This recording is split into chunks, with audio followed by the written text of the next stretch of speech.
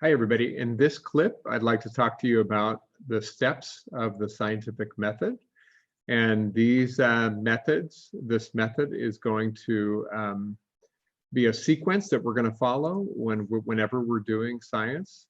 And it begins with, number one, making an observation. So when you make an observation, that means you see something in the world that you want to try to explain. Okay. Now, you don't just randomly make up a hypothesis. A hypothesis, even though we say it's an educated guess, it's not really a guess. It's based on all the previous knowledge that you have. So you do some research, as a matter of fact, to see what other people have already figured out. And then the hypothesis is going to be your best estimation of how the system works. So once we have the hypothesis, we're going to go ahead and continue and do an experiment to test the hypothesis. So this is kind of a critical part of science. In order to do science, you not only need to create a hypothesis, but you have to have a testable hypothesis. Now, what does it mean if you can never test it? Well, that's not science. That's really the way it works. If you can't test it, it's not science. But in a science, a testable hypothesis is something that you can perform an experiment. And when you do the experiment, you may or may not get the result that you expected. Okay, so if you get the result that you expected, we say that you confirmed the hypothesis. You are not finished. That data will now allow you to maybe go back and refine the hypothesis. So as we progress in science, we don't just keep doing the same experiments over and over again.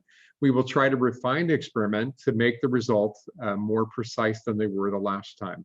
So experiments are actually performed over and over again, but not just the same experiments. We will often try to improve upon them. Okay, so every step that we do is always trying to make the situation better, to make our understanding better. Now, what if we get a result that doesn't agree with our hypothesis? We would say that the experiment has refuted our hypothesis, and we'll take that information and go back and try to create a new hypothesis. Okay, so a new hypothesis, try it again, new experiment, and again, we keep going until we get results that agree. Now, in the so this is an outline of this, okay, and this process is perfected over time. Very rarely do we have sudden breakthroughs. It's usually an incremental progress that happens.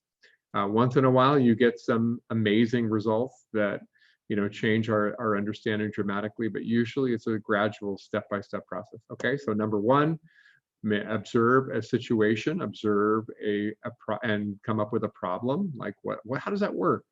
And then next step, create a hypothesis, your best idea of how that situation is happening, how that system works, and then experiment to test it and evaluate your experimental data and confirm or refute your hypothesis.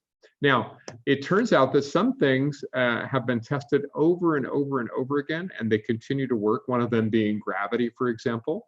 There are others, the theory of relativity, for example, and we give them a special name. We call them a theory. But a theory is not something that might be true, or sorry, I'm not going to say true or false, it turns out. I can't actually prove true or false. A theory is something that has been tested over and over again and has continued to be confirmed. Now, it doesn't mean that it's true, because we actually don't know truth, but it means that so far our hypothesis seems to fit the data that we see.